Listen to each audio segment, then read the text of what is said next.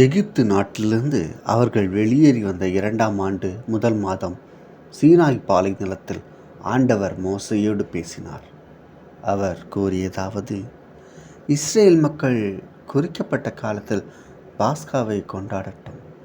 இம்மாதம் 14ஆம் நாள் அந்தி மாலை பொழுதில் குறிக்கப்பட்ட நேரத்தில் நீங்கள் அதை கொண்டாடுவீர்கள். அதன் எல்லா விதிமுறைகளின்படியும் எல்லா ஒழுங்குகளின்படியும் நீங்கள் அதை கொண்டாட வேண்டும். அவ்வாறே பாஸ்காவை கொண்டாடும்படி மோசே இஸ்ரேல் மக்களிடம் கூறினார். அவர்கள் முதல் மாதம் 14ஆம் நாள் அந்தி மாலை பொழுதில் சீனாய் பாலை நிலத்தில் பாஸ்காவை கொண்டாடினார்கள். ஆண்டவர் மோசேக்கு கட்டளையிட்டபடி எல்லாம் இஸ்ரேல் மக்கள் செய்தனர். ஒருவரின் பிணத்தை தொட்டு தீட்டுப்பட்டதை முன்னிட்டு சிலர் அந்நாளில் பாஸ்காவை கொண்டாட முடியவில்லை. அவர்கள் அந்நாளில் மோசேயிடமும் ஆரோனிடமும் வந்தனர். அந்த ஆட்கள் மோசேயிடம், ஒருவரின் பிணத்தை தொட்டதால் நாங்கள் தீட்டுப்பட்டிருக்கிறோம். ஆண்டவருக்கான காணிக்கையை குறித்து காலத்தில் செலுத்த இஸ்ரேல் மக்களிடையே நாங்கள் மட்டும் ஏன் விலக்கப்பட வேண்டும் என்று கேட்டனர். அவர் அவர்களிடம், உங்களை பற்றி ஆண்டவரிடம் கட்டளை என்னவென்று நான் கேட்டறியும் வரை பொறுத்திருங்கள் என்றார்.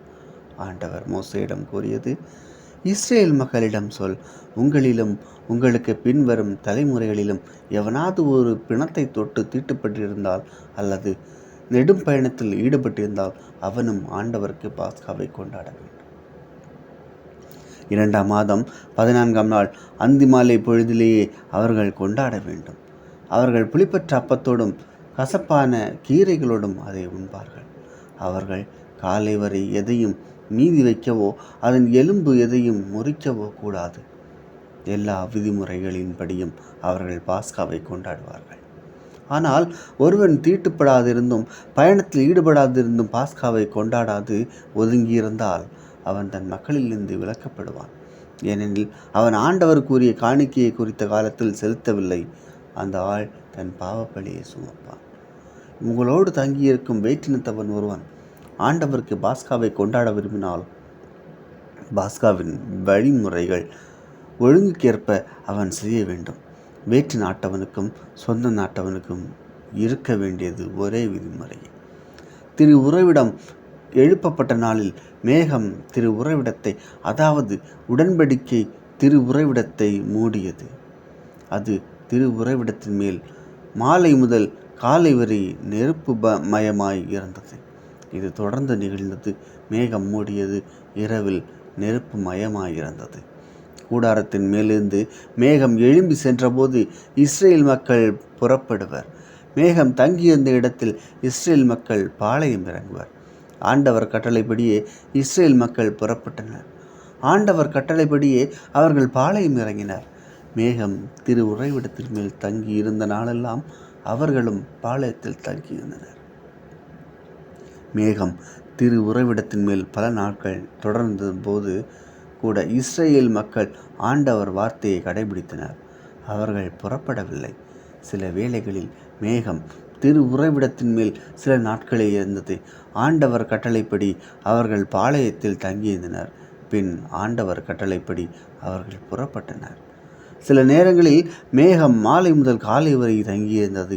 காலையில் மேகம் எழும்பி சென்றதும் அவர்கள் புறப்பட்டனர்.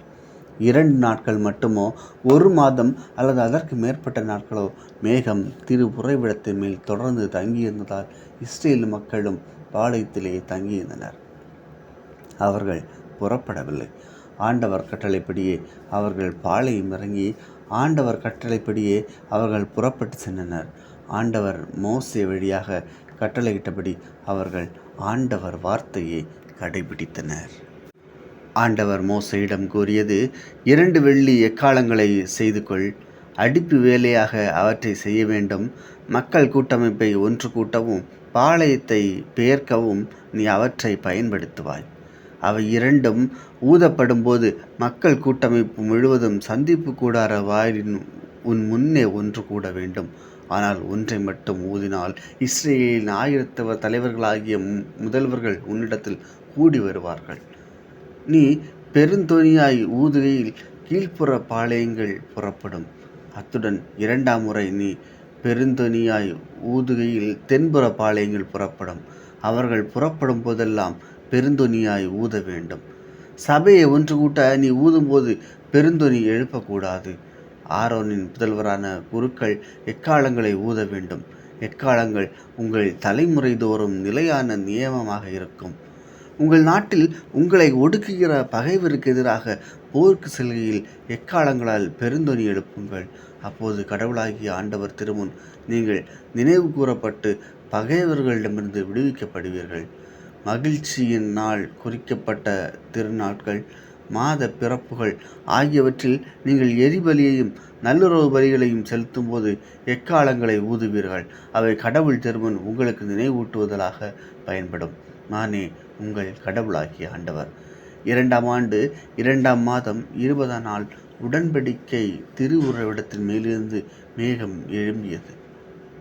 இஸ்ரேல் மக்கள் சீனாய் பாலை நிலத்திலிருந்து பகுதி பகுதியாக கடந்து சென்றனர்.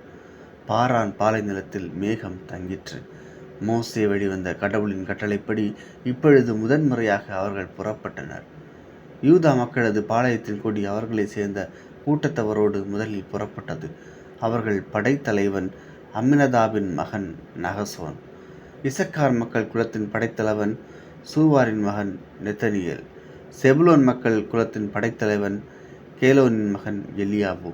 மேலும் திரு உறைவிடம் இறக்கி வைக்கப்பட்டதும் கேர்சோனின் புதல்வரும் மெராரியின் புதல்வரும் அதை சுமந்து கொண்டு புறப்பட்டனர். அடுத்து ரூபன் பாளையத்தின் கொடி அவர்களை சேர்ந்த கூட்டத்தவரோடு புறப்பட்டது. அவர்கள் படைத்தலைவன் செதேர் மகன் எலிட்சூர். சிமியோன் மக்கள் குலத்தின் படைத்தலைவன் சுரிசத்தாயின் மகன் செலுமியன். காத்து மக்கள் குலத்தின் படைத்தலைவன் தெகுவேலின் மகன் எல்யசாபு. பின்னர் கோகாத்தியர் தூய பொருட்களை சுமந்து கொண்டு புறப்பட்டனர். அவர்கள் போய் சேருமுன் திரு உறைவிடம் எழுப்பப்பட்டிருந்தது. அடுத்து எப்ராஹிம் மக்களது பாளையத்தின் கொடி அவர்களை சேர்ந்த கூட்டத்திரவரோடு புறப்பட்டது. அவர்கள் படைத்தலைவன் அம்மிகூதின் மகன் எலிசாமா. மனாசே மக்கள் குலத்தின் படைத்தலைவன் பெதாசூரின் மகன் கமாலியேல். பென்யமின் மக்கள் குலத்தின் படைத்தலைவன் சிதையோனியின் மகன் அபிதான். அனைத்து பாளையங்களுக்கும் பின் காவலாக தான் மக்களது பாளையத்தின் கொடி அவர்களை சேர்ந்த கூட்டத்தவரோடு புறப்பட்டது. அவர்களின் படைத்தலைவன் அம்மிசத்தாயின் மகன் அகியேல். ஆசோர் மக்கள் குலத்தின் படைத்தலைவன் ஒக்ரானின் மகன் பகியேல். நப்தலி மக்கள் குலத்தின் படைத்தலைவன் ஏனானின் மகன் அகிரா. இஸ்ரேல் மக்கள் புறப்படுகையில் அவர்கள் படைகளின் அணி வரிசை இதுவே. பின்னர் மோசே மீதியானியனும் தன் மாமானுமாகிய ரகுவேலின் மகன் கோபாயிடம் கூறியது, உங்களுக்கு தருவேன் என்று ஆண்டவர் கூறிய இடத்திற்கு நாங்கள் போய்க் கொண்டிருக்கிறோம். நீங்கள் என்னோடு வா, நாங்கள் உனக்கு நல்லது செய்வோம். ஆண்டவர் இஸ்ரேலுக்கு நல்லதையே வாக்களித்துள்ளார். அவனோ அவரிடம், நான் வரமாட்டேன், நான் என் சொந்த நாட்டுக்கு என் இனத்தவரிடம் போவேன் என்றான். அதற்கு அவர், எங்களை விட்டு போகாதிருக்கும்படி உன்னை வேண்டிக் கொள்கிறேன். பாலை நிலத்தில் எப்படி பாலை மறங்க வேண்டும் என்று உனக்கு தெரியும். எங்களுக்கு நீ கண்களாயிருப்பாய். நீ எங்களோடு வந்தால் ஆண்டவர் எங்களுக்கு என்னென்ன நன்மை செய்வாரோ அதை உனக்கும் நாங்கள் செய்வோம் என்றார். ஆண்டவர் மலையை விட்டு இஸ்ரேல் 3 நாள் பயணம் செய்தனர். அவர்கள் அடுத்து தங்குமிடத்தை காட்டும்படி ஆண்டவரிடம் உடன்படிக்கை பேழை 3 நாள் பயணத்திலும் அவர்கள் முன் சென்றது.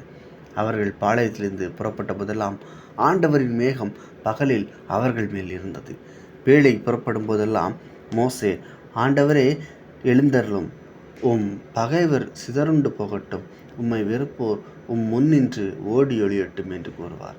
அது தங்கும்போதோ அவர், ஆண்டவரே பல்லாயிரவரான இஸ்ரேலிடம் திரும்பும் என்பார்.